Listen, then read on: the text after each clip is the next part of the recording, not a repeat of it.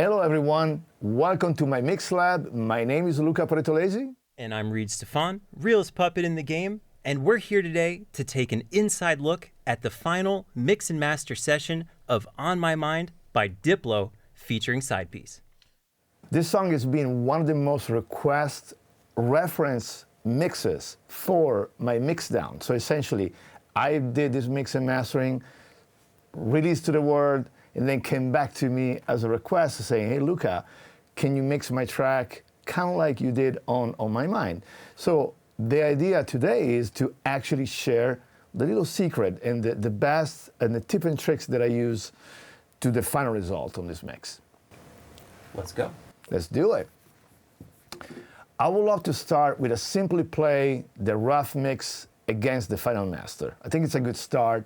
We can get an idea what has been done. Well, obviously you're gonna hear the sonic result of the changes. I'm gonna change from my console to input 3 to input 4, which is before and after. All right, let's go.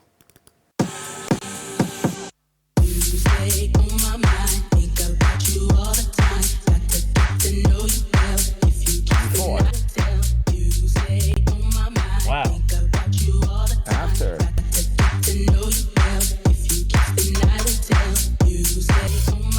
Before.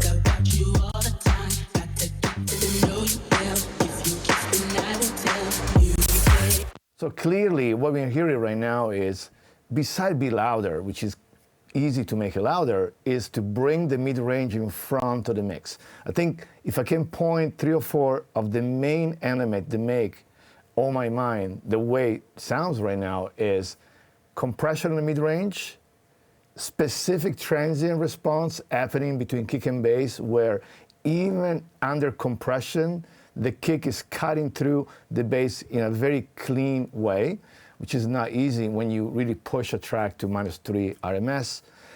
And having a detailed toe pant that doesn't sound actually over compressed, even if it's heavily compressed. All right, so I wanna take you through what I did. And usually for me, it's like a workflow. I always start in the same way. So for me, it's starting from the stereo bus. In this case, it's like right in front of the console. The stereo bus actually is EQ and compression and mixed through that.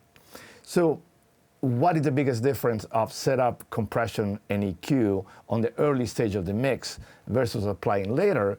It's literally going from mixing song needs clarity on the top is don't cut everything on the low end, but shave from 200 and down.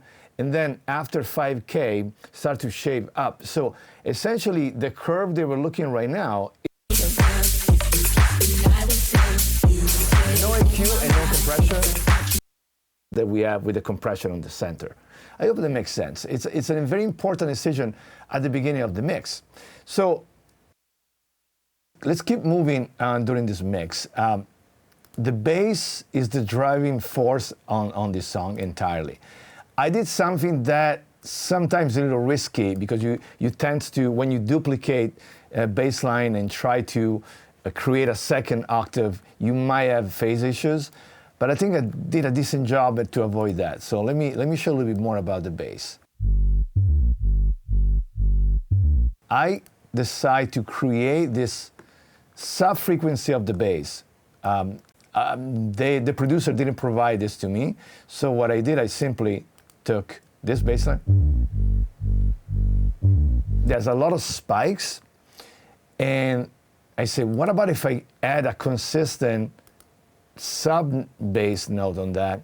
That's very, very compressed. So essentially, those spikes that you see here, we flat those spikes, we filter all the high frequencies, and we create a second layer to give more sustained bass. So this is the result, this two, before.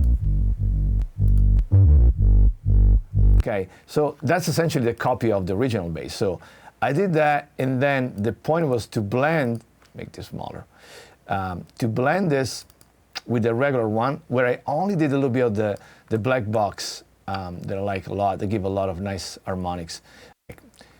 Here with the sub. Now the sub has sustain. Yeah. So back then, right? So It's the difference.